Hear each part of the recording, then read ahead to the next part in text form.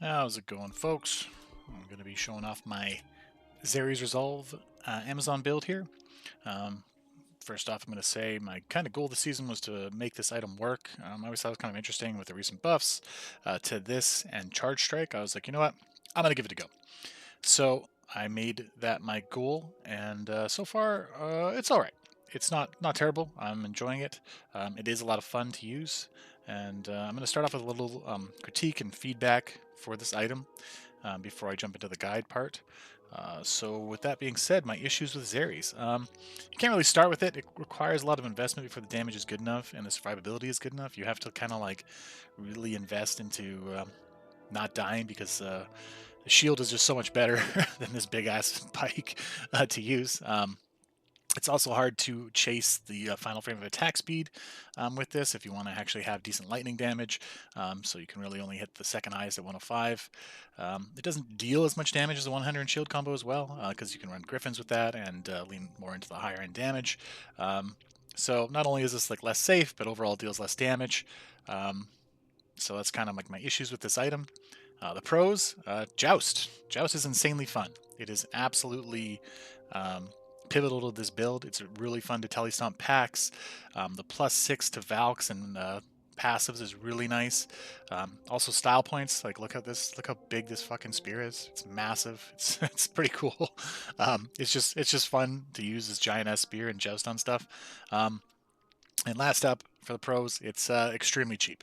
I got this early on in the season, the attack speed in Crushing Blow for like 7 World Stone shards, and then I P-boxed it and luckily got 4. But you can get like 6 open sockets for fairly cheap right now, so you can jump into this build if you wanted to.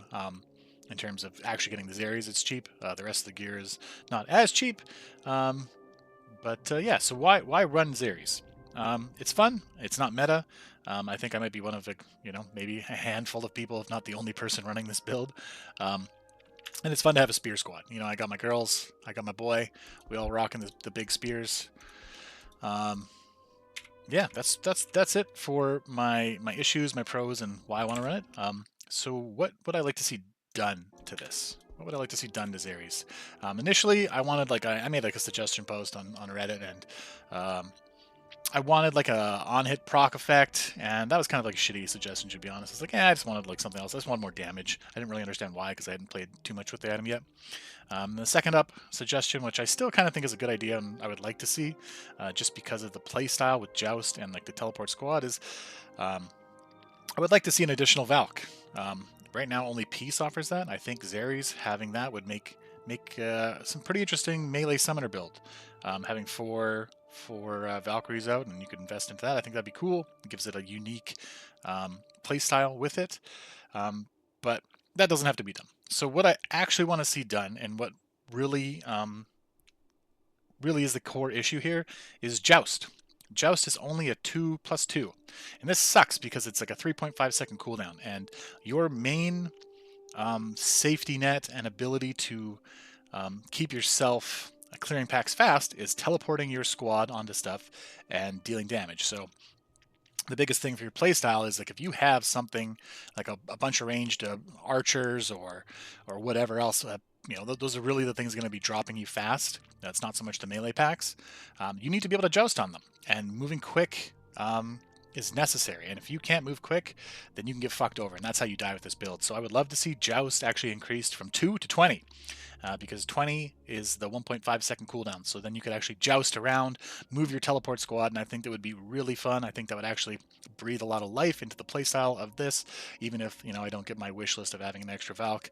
I think O skill to 20 would extremely make this item fixable, or not fixable, but fix the issues that it's having with it. I don't know why I said extremely a bunch of times. That's whatever. Either way, I think that's what needs to be done.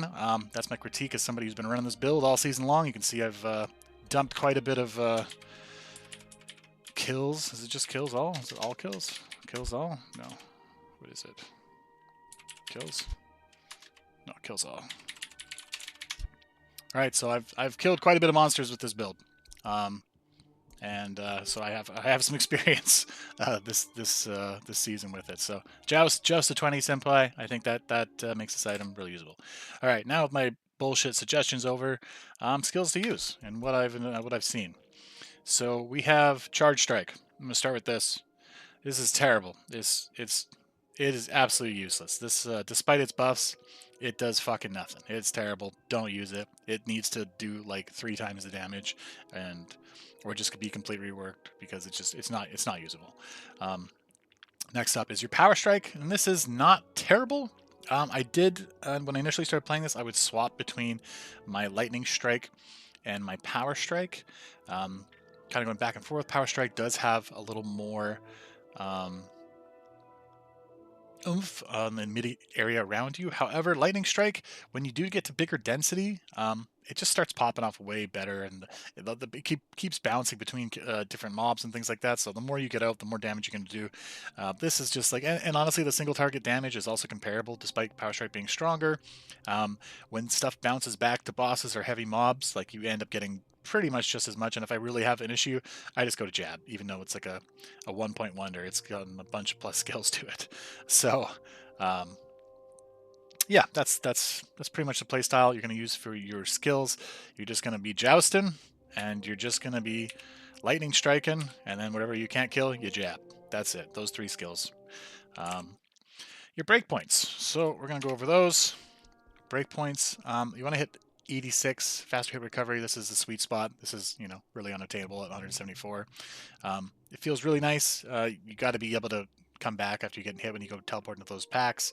IS, I went for my 105.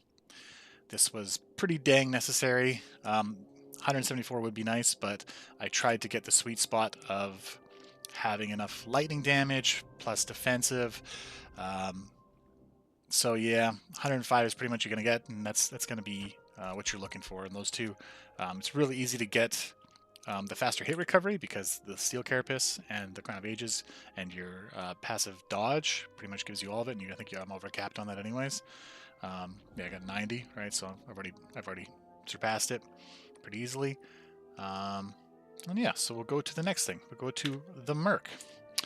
The Merc, I have Act 2 Defiance Merc with the Stormspire. I did not get an Infinity. I am not choosing not to dive that much or invest that much resources into this build, just because I think this is good enough. I'm pretty happy with where my clear speed is, and I'm pretty happy with how much I'm tanking, all that kind of stuff. And Stormspire is an item I've never used before, so yeah, it's fun. The procs are going to be great for static field, just doing extra AoE damage.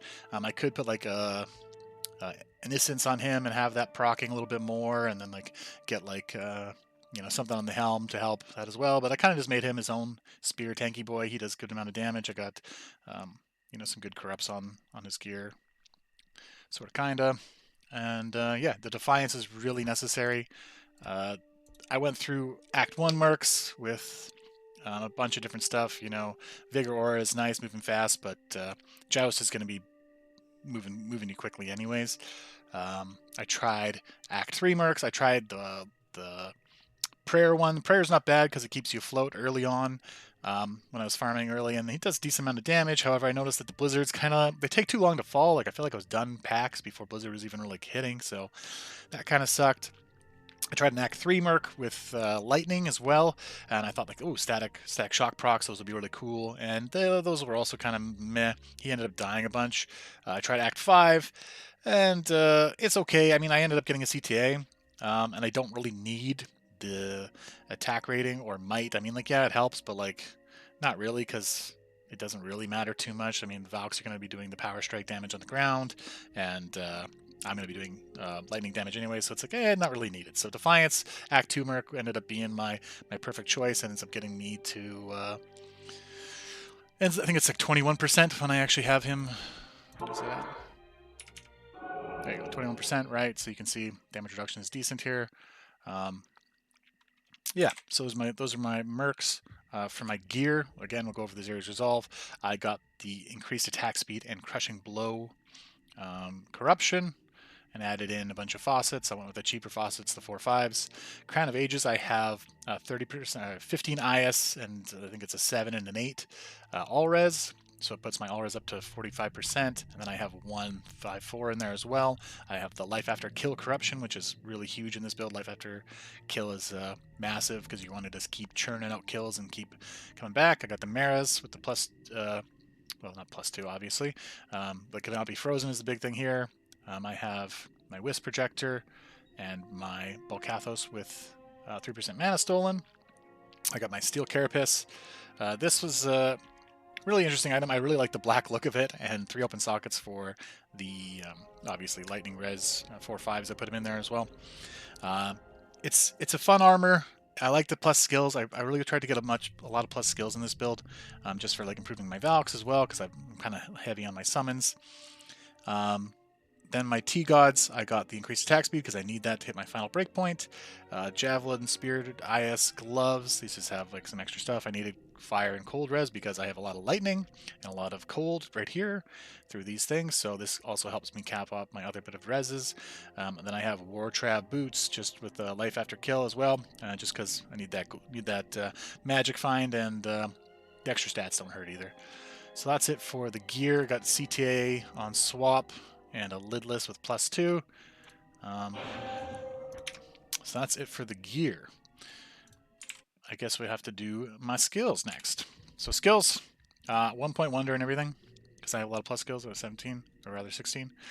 Valks are maxed. Lightning Strike's maxed. Charge Strike's maxed. Power Strike maxed. And Spear and Javelin, I believe there is 16 points in here. I can't recall. Something like that. And this is the last thing I've been maxing. That's it for skills. Pretty self-explanatory there. Lightning Strike, Joust, Jab. That's it. The next up is going to be the playstyle. So I'll run a map as well and show you. I'll do a Catch a Stand Marcus Place because it's actually one of the better maps you can run. I juiced it up so you can see it actually thrives with some more density, but the playstyle, this took me a little bit of finessing to figure out, as I died quite a bit when I first started this build. I don't run tons of PDR, as you saw. I have only 21%, but I have some extra damage reduction for magic and physical with my Steel Carapace.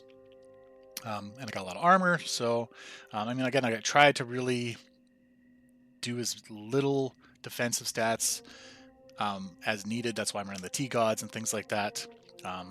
To try and like boost my damage to clear speed, because your best defense is good offense with this build with the Life After Kill. You want to just keep churning out kills. You want to keep getting that life back. That's what's going to help. You want to keep jousting forward, putting your squad up. That's really going to help. Otherwise, I mean, like, yeah, you're just going to be jousting into packs. You want to be looking for those ranged packs. They're going to blow you up. They suck. That's how you're going to die. I've died, I think, 27 times learning this build. It sucked. Lost a lot of experience, but that's just called growing pains. So you have to use your joust on those deadly packs. You have to be a little bit careful. So joust is also going to be, I think it's like a 3-second cooldown with my stuff. I don't know, or 3.5-second cooldown right there. So it sucks because like you can get, if you joust on the wrong pack or you accidentally hit like a melee, those ranged minions are just going to fuck you up, and it sucks. A lot of times your merc is also going to run backwards, so when you do joust forwards, you have to continuously keep moving your pack forward with you, or your mercs are just going to fuck off, and your Valks are going to mess around and go backwards as well. Otherwise, yeah, keep yourself topped off. Always have the rejuves ready. Sometimes you're going to take a lot of damage, but I haven't died in a while. Just keeping these heavy, keep your fingers good to click and just keep on moving forward. We'll go over maps to run real quick. Again, Catch a Stand Marcus Place is great, but I'll start with my T1s. Royal Crypts are going to be a bread butter for starting with this build. There's no light immunes, and it's really easy to clear it. Horizons, despite the no light, the Decrepify just sucks. It just really slows you down. Like, I actually feel like my T3s are faster than doing Horizons. Fall Chaldeum, even though it has some light res, it's pretty easy and you can go through it pretty fast. Scova Stronghold, pretty easy, new, it's fun, and same with Demon Road. They're also pretty easy clears generally, and they're just nice maps for you to run. Lost Temple is probably your best T2. It's a really easy clear, and I just find that map to just like you just breeze right through it. But then yeah, Kazakhstan Marketplace and Ashen Plains are going to be your go-to T3s, and cows. Cows are okay if you want to do T3, but they just got a lot of HP, and you don't. I mean, you sometimes can do a lot of damage. I mean, like, additionally, like I could probably make this, Infinity Merc, or have like a Rapture Merc and have lower res and improve my clear speed a little bit more. But I'm kind of feeling like this is just how far I want to take this build, because I do want to try a physical build with this Zerae and kind of go like more of like a summoner. I don't know, maybe some stupid decoy bullshit. I don't know. We'll figure it out. but yeah, you can see my cold reses. Well, my cold reses. All my reses are pretty dang good too. Damage. I can move that up a little bit higher as well with my battle orders. And then yeah, that's pretty much it. That's my little guide. Well, and I'll showcase this this marketplace real quick. I'll do like 5 minutes or so, and yeah, from there.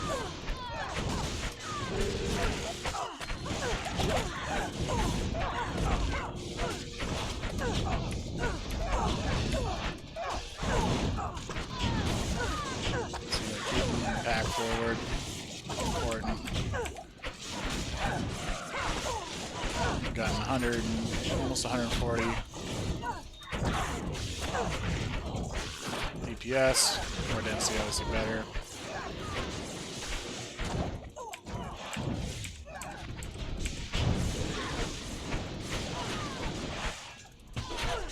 This is a pretty thick map as well. So it's like these, you want to get some kind of like joust in, get them real close. Make sure you're topping yourself up. I'm not worried about blue right now. I'm just going to go through it. Pick this up after. But some of these maps I've cleared in like 12 minutes or so. Take more damage here. This map's actually going to fuck me up a little bit. Maybe not the best showcase, but that's alright. That's why Senpai needs the buffer, right?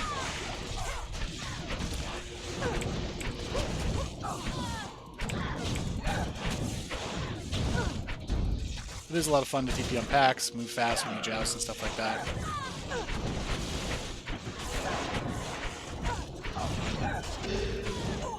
I'm sure this build can also be done a lot better than what I've done. This is kind of like my best foot forward with it.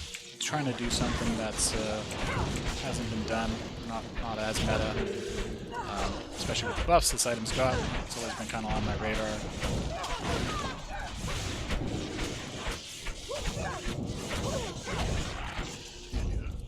Grab those fools. Keep them handy.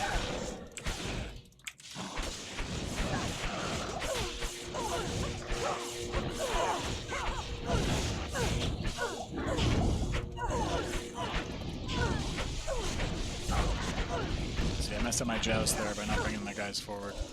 And you suffer for it because your character's moving forward, or you're moving forward, and then your summon squad isn't. They always tend to go backwards.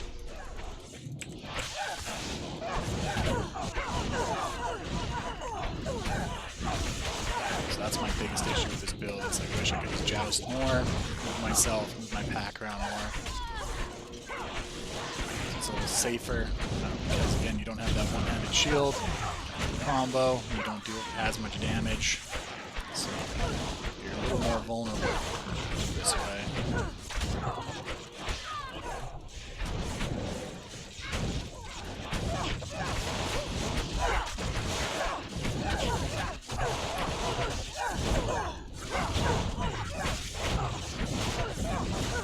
Boss, easy.